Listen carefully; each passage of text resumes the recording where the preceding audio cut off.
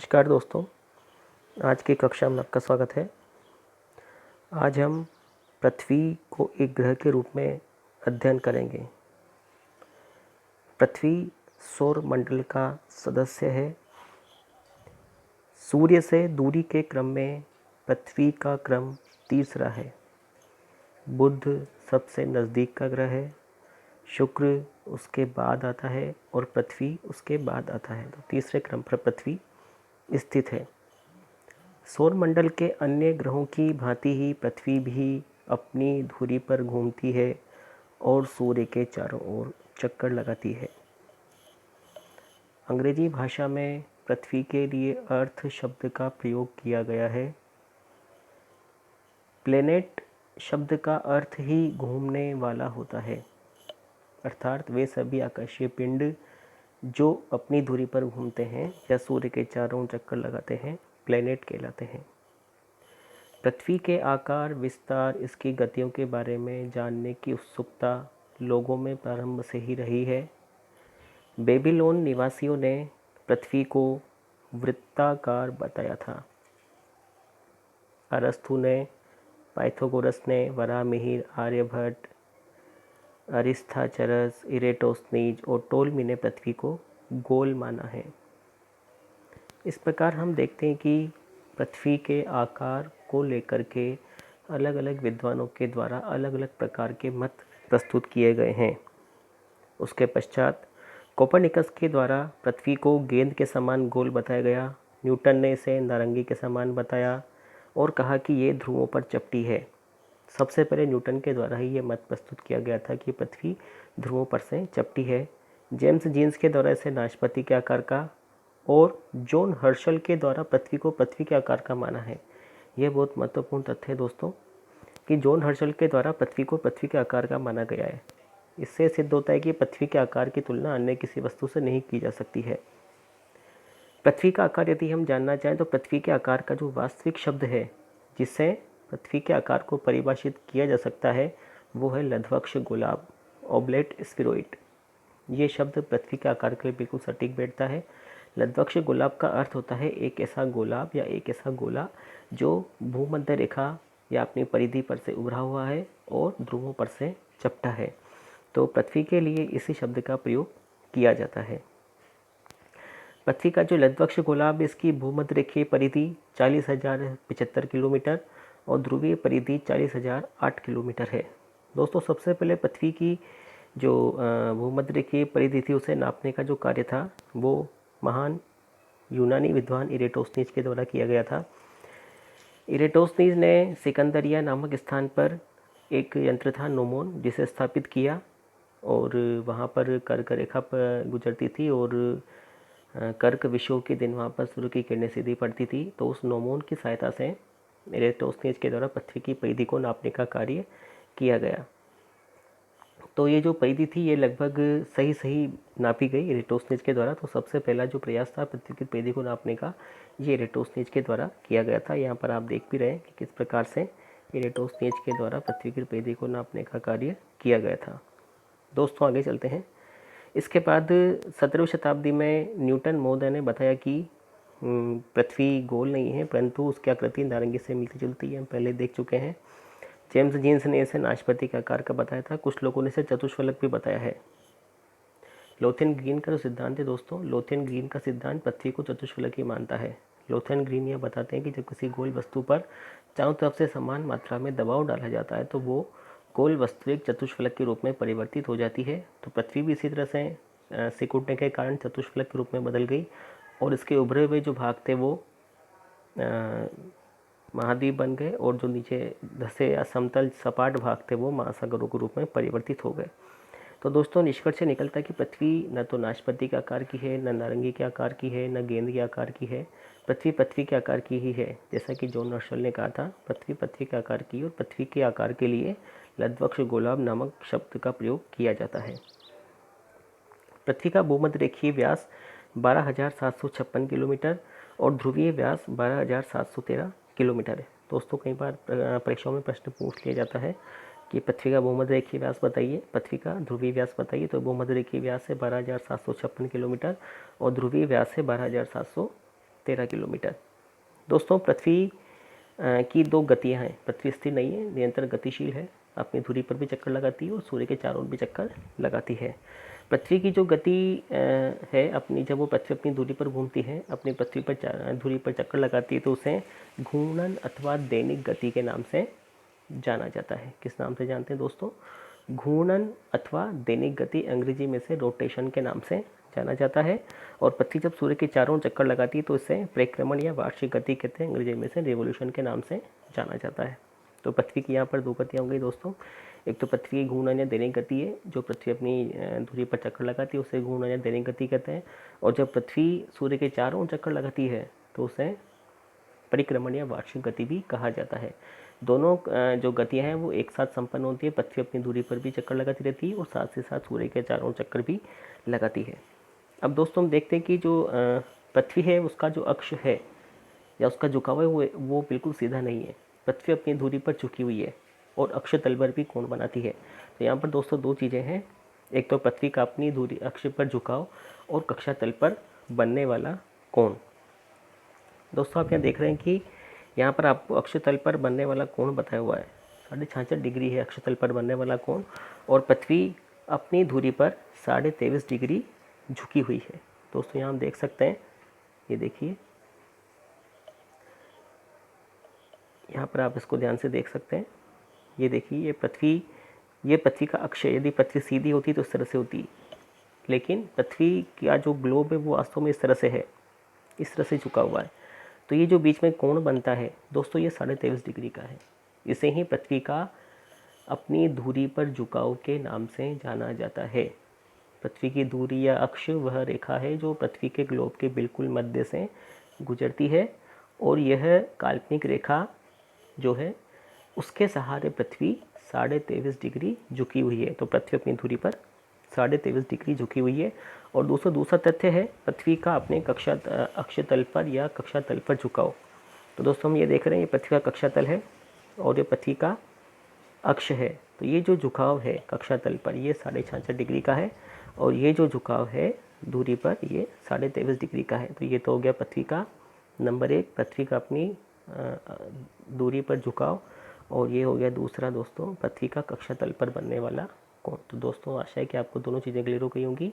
पृथ्वी अपनी धुरी पर 23.5 डिग्री झुकी हुई है नंबर 1, जैसा कि आप देख रहे हैं, और पृथ्वी अपने कक्षा तल पर 66.5 डिग्री का कोण बनाती है। दोस्तों इन्हीं झुकावों के कारण कई प्रकार के परिवर्तन और दूसरे अन्य प्रभाव उत्पन्न होते हैं जिनकी चर्चा हम आगे करेंगे। दोस्तों सबसे पहले हम पृथ्वी की दैनिक गति या घूर्णन गति के बारे में देखते हैं। पृथ्वी अपनी धुरी पर चक्कर लगाती है और इस एक चक्कर को 23 घंटे 56 मिनट और 4.09 सेकंड में पूरा कर लेती है। कितना दोस्तों? 23 घंटे 56 मिनट और 4.09 सेकंड में पूरा कर लेती है। इसे घूर्णन या रोटेशन कहते हैं और इसी के कारण दिन रात बनते हैं। दोस्तों कई बार प्रश्न पूछा जाता है कि दिन रात पृथ्वी की कौन सी गति से बनते हैं। तो दिन रात बनने का जो कारण है पृथ्वी की कौन सी गति है? घूर्णन या दैनिक या परिभ्रमण, जिसे अंग्रेजी में रोटेशन के नाम से जाना जाता है। दोस्तों पृथ्वी की जो घूर्णन गति है या दैनिक गति है, इसी से हमें माप का पैमाना यानी दिन की माप का पैमाना प्राप्त हुआ है। दिन कितना बड़ा होता है, प्रकाश की अवधि कितनी है, रात्रि की अवधि कितनी है, यह पृथ्वी की दैनिक गति से ही मापा जाता है, दैनिक गति से ही निकाला जाता है। दोस्तों यहाँ हम देख चुके हैं कि पृथ्वी अपनी धुरी पर 23.5 डिग्री झुकी हुई है और कक्षा तल पर 23.5 डिग्री का कोण बनाती है। दोस्तों अब हम दूसरी चीज़ यहाँ पर देखते हैं, पृथ्वी की वार्षिक गति या परिक्रमण या रिवोल्यूशन। परिक्रमण गति को वार्षिक गति भी कहा जाता है क्योंकि एक वर्ष में पूरा कर लेती है। पृथ्वी अपनी दूरी पर घूमने के साथ साथ सूर्य के चारों ओर भी चक्कर लगाती है। ये एक अंडाकार पथ है, यानी इसे दीर्घवृत्ताकार भी कहा जा सकता है, अंडाकार पथ भी है। पृथ्वी की सूर्य के चारों ओर चक्कर लगाने की जो अवधि है दोस्तों 365 दिन 5 घंटे 48 मिनट और 46 सेकंड है। कितनी दोस्तों? 365 दिन 5 घंटे 48 मिनट और 46 सेकंड है, यानी लगभग 365 सही 1/4 दिन में पृथ्वी सूर्य की एक परिक्रमा पूरी कर लेती है। ठीक है दोस्तों।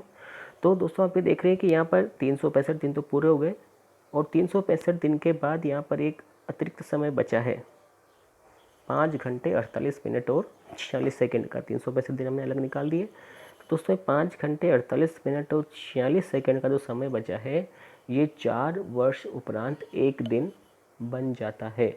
इसलिए प्रत्येक चौथे वर्ष लीप वर्ष आता है जिसमें फरवरी 28 की बजाय 29 दिन की होती है। ऐसा किस लिए हुआ दोस्तों? क्योंकि जो अतिरिक्त समय है 5 घंटे 48 मिनट और 46 सेकंड का, यह प्रत्येक 4 वर्ष में एक दिन बन जाता है और प्रत्येक चौथे वर्ष फरवरी 29 दिन की आती है और उस वर्ष एक वर्ष में 366 दिन होते हैं। तो दोस्तों आगे चलते हैं। तो दोस्तों हमने यहाँ पर पृथ्वी की 2 गतियाँ पढ़ी हैं। पहली है घूर्णन गति, जिसे रोटेशन कहते हैं, जिसे दिन रात बनते हैं, दिनी गति भी कहते हैं। दूसरी परिक्रमण गति, जिसे वार्षिक गति भी कहते हैं, जिससे पृथ्वी में ऋतुओं में परिवर्तन होता है।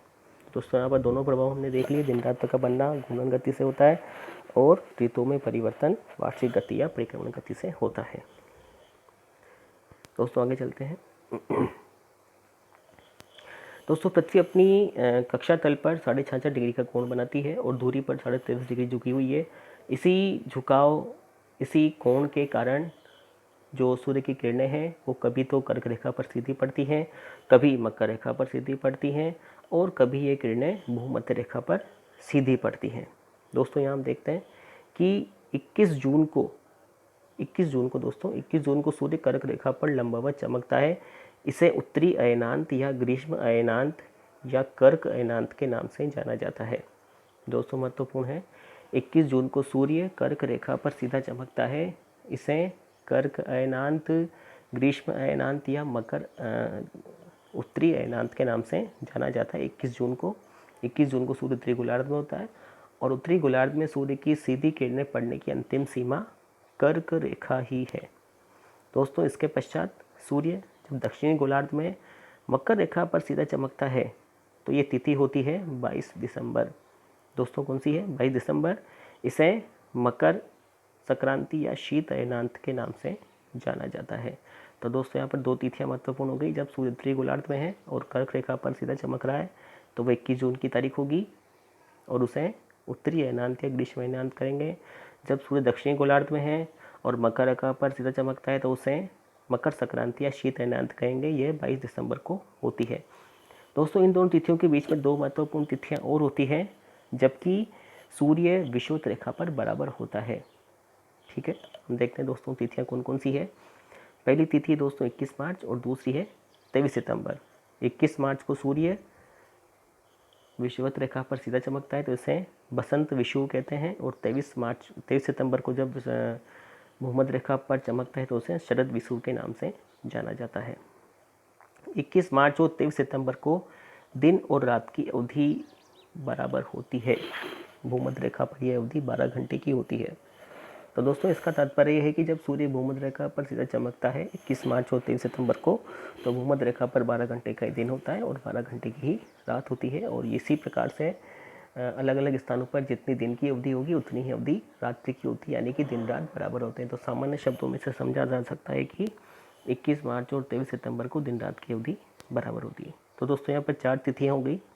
पहली तिथि 21 जून, दूसरी है 22 दिसंबर, तीसरी तिथि है 21 मार्च और चौथी है 23 सितंबर। 21 जून को दोस्तों सूर्य कर्क रेखा पर लंबा चमकता है जिसे उत्तरी अयनांत या कर्क अयनांत या ग्रीष्म अयनांत कहते हैं। 22 दिसंबर को सूर्य मकर रेखा पर सीधा चमकता है जिसे शीत अयनांत या मकर अयनांत कहते हैं। 21 मार्च को भूमध्य रेखा पर और 23 सितंबर को भी भूमध्य रेखा पर। 21 मार्च को बसंत विषुव होता है और 23 सितंबर को शरद विषुव होता है। और इस दौरान जब विषुव की स्थिति होती है तो दिन रात की अवधि बराबर होती है। दोस्तों भी आपको मैंने बताया था कि पृथ्वी सूर्य के जब चारों चक्कर लगाती है तो एक अंडाकार पथ पर लगाती है, दीर्घवृत्ताकार पथ होता है। तो वैसे तो पृथ्वी और सूर्य की जो दूरी है वो वर्ष भर एक समान रहनी चाहिए, लेकिन ये वर्ष भर एक समान नहीं रहती है, ये दूरी बदलती रहती है।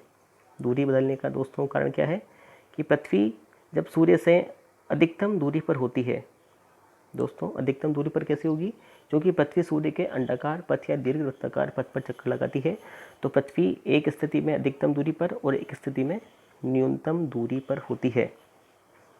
4 जुलाई को पृथ्वी अपनी कक्षा में सूर्य से अधिकतम दूरी पर होती है, जो कि है 15.2 करोड़ किलोमीटर। और 3 जनवरी को निकटतम दूरी पर होती है, जो कि है 14.7 करोड़ किलोमीटर। अधिकतम दूरी को अपसोर कहते हैं और निकटतम दूरी को उपसोर के नाम से जाना जाता है। दोस्तों, इसे हम डायग्राम के माध्यम से भी देख सकते हैं। यहाँ पर आप देख रहे हैं उपसोर अपसोर दोनों की स्थिति यहाँ पर प्रदर्शित की गई है। ये देखिए, अंडाकार या दीर्घवृत्ताकार पथ पर पृथ्वी चक्कर लगाती है। तो ये तो है पृथ्वी की और सूर्य की सबसे निकटतम दूरी, और ये है पृथ्वी और सूर्य की सबसे अधिकतम दूरी।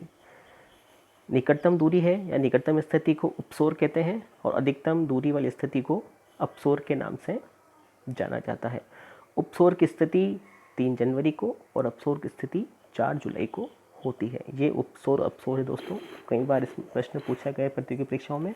उपसोर और अपसोर की तिथि के बारे में प्रश्न पूछा गया है। उपसोर और अपसोर की तिथि कब होती है, या पृथ्वी की निकटतम स्थिति क्या, सूर्य से निकटतम स्थिति क्या होती है, या पृथ्वी की सूर्य से दूरतम स्थिति क्या होती है। दोस्तों, आगे चलते हैं। पृथ्वी की जो घूर्णन गति है, सबसे पहले उसके प्रभाव देखते हैं। पृथ्वी की घूर्णन या दैनिक गति या परिभ्रमण गति के निम्न प्रभाव होते हैं। नंबर 1 है दिन रात का बनना। दूसरा, किसी स्थिति का स्थान की स्थिति का ज्ञान होना। ग्रहों तथा नक्षत्रों का पूर्व से पश्चिम दिशा में घूमने का अनुभव होना, क्योंकि पृथ्वी पश्चिम से पूर्व की ओर घूमती है, इसलिए हमें दूसरे नक्षत्रों ग्रह पूर्व से पश्चिम दिशा की ओर घूमते हुए दिखाई देते हैं। तीसरा, हवाओं और समुद्री धाराओं की दिशा। चौथा, ज्वार भाटे का आना। तो दोस्तों, ये कुछ प्रभाव है। दिन में दिन रात का होना, किसी स्थान की स्थिति ज्ञात होना, ग्रह नक्षत्रों का पूर्व से पश्चिम घूमने का अनुभव, समुद्री धाराओं की दिशा, हवाओं की दिशा में बदलाव और ज्वार भाटा, ये सभी जो प्रभाव ये दैनिक गति के फलस्वरूप संपन्न होते हैं। इसी दूसरा जो प्रभाव है वो है दोस्तों कि पृथ्वी की घूर्णन गति के कारण ही हवाएं उत्तरी गोलार्ध में दाईं ओर और दक्षिण गोलार्ध में बाईं ओर मुड़ जाती है। इसे फेरल का नियम कहा जाता है। दोस्तों, ये महत्वपूर्ण बात है। फेरल का नियम क्या है? पृथ्वी की घूर्णन गति के कारण ही हवाएं उत्तरी गोलार्ध में दाईं ओर, दक्षिण गोलार्ध में बाईं ओर मुड़ जाती है। जब आप व्यापारिक हवाओं के बारे में अध्ययन करेंगे, उत्तरी गोलार्ध की, दक्षिण गोलार्ध की, तब आप इसके बारे में स्पष्ट रूप से जानेंगे कि किस प्रकार से फेरल की गति नियम से प्रभावित होकर के हवाएं उत्तरी गोलार्ध में दाईं ओर, दक्षिण गोलार्ध में बाईं ओर मुड़ जाती है। और इसी कारण से ज्वार भाटे भी आते हैं। ज्वार भाटे के बीच के जो समय का जो अंतर होता है, 26 मिनट की देरी से जो ज्वार आता है, वो जो देरी है वो भी इसी कारण से होती है। और ज्वार और भाटे के बीच की जो का जो अंतर है वो भी इसी वजह से संपन्न होता है। दोस्तों, आगे चलते हैं। ज्वार भाटे का जो अंतर है पृथ्वी की दैनिक गति से ही होता है। तो दोस्तों, कुछ महत्वपूर्ण तथ्य हो गए जो पृथ्वी की दैनिक गति से प्रभावित है। नंबर 1, फेरल का नियम, यानी पृथ्वी की दैनिक गति से प्रभावित होकर के हवाएं उत्तरी गोलार्ध में दाईं ओर, दक्षिण गोलार्ध में बाईं ओर मुड़ जाती है।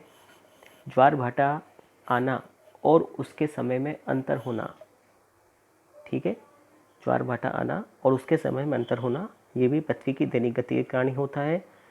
दिन रात का बनना, ग्रह नक्षत्रों का पश्चिम से पूर्व की ओर घूमता हुआ दिखाई देना, हवाओं तथा समुद्री धाराओं की दिशा परिवर्तित हो जाना, ये सभी जो कारक है ये सभी पृथ्वी की दैनिक गति से संपन्न होते हैं। दोस्तों, इसके बाद हम देखते हैं पृथ्वी की वार्षिक गति या परिक्रमण गति से होने वाले परिवर्तन। दोस्तों, पृथ्वी अपने अक्ष पर 66.5 डिग्री का कोण बनाती है और साथ ही साथ सूर्य के चारों ओर की परिक्रमा करती है। तो इन दोनों के प्रभाव से पृथ्वी पर ऋतुओं में परिवर्तन होता है। क्योंकि पृथ्वी अपने अक्ष पर झुकी हुई है, तो पृथ्वी के सूर्य के चारों चक्कर लगाने के फलस्वरूप सूर्य की किरणें कभी कर्क रेखा पर और कभी मकर रेखा पर सीधी चमकती है। यानी सूर्य कभी उत्तरायण होता है, उत्तरी गोलार्ध में होता है, और कभी दक्षिण गोलार्ध में होता है। दोस्तों, यहाँ पर समझने की बात है कि सूर्य अपनी स्थिति परिवर्तित नहीं करता है।